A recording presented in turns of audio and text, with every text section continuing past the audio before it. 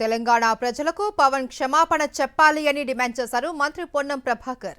పవన్ వ్యాఖ్యలపై AP CM Chandrababu స్పందించాలి అన్నారు. డిప్యూటీ సీఎం పవన్ కళ్యాణ్ బాధ్యతగా మాట్లాడాలి అని హితవు పలికారు మంత్రి పొన్నం. తెలంగాణ ఆంధ్రప్రదేశ్ రెండు రాష్ట్రాలు కూడా ఒక అన్నదమ్ముల భావంతో ఉండేటువంటి రాష్ట్రాలు.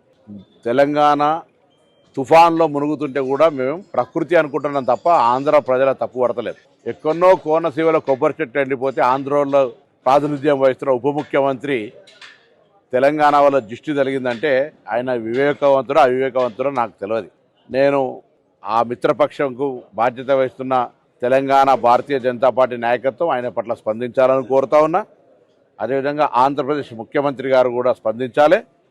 స్వయంగా భారతీయ జనతా పార్టీ పొత్తున్నది కాబట్టి ఇందులో ఇటువంటి కక్షపూరిత రెండు రాష్ట్రాల మధ్యలో వైషమ్యాలు కలిగేటువంటి మాటలు మాట్లాడడం అనేది దురదృష్టకరం. నేను ఇంతకుముందు చెప్పినట్టుగా ఆంధ్రాలో తుఫాన్ వస్తే తెలంగాణ మొన్న హుస్నాబాద్ కూడా మునిగింది. మేమేం ఆంధ్రప్రదేశ్లను తప్పుపడుతున్నాం, ప్రకృతి వైపరీత్యం కింద భావిస్తా ఉన్నాం. అక్కడెక్కడో చెట్లు ఎండిపోతే మమ్మల్ని దృష్టి కలిగిందని నిందిస్తే ఇది తెలంగాణ పౌరులకు అవమానం. వెంటనే ఉపసంహరించుకోవాలి, క్షమాపణ కోరాలి.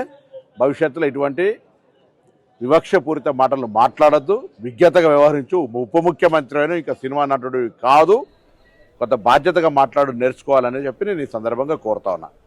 ఇవాళ తెలంగాణ ఆంధ్ర కలిసి దేశంలో ఉన్నతంగా ఎదగడానికి ప్రయత్నం జరగాలి తప్ప ఇటువంటి వైషమ్యాలను సృష్టించేటువంటి మాటలు మా నుంచి రావు, మీరు మాట్లాడద్దు.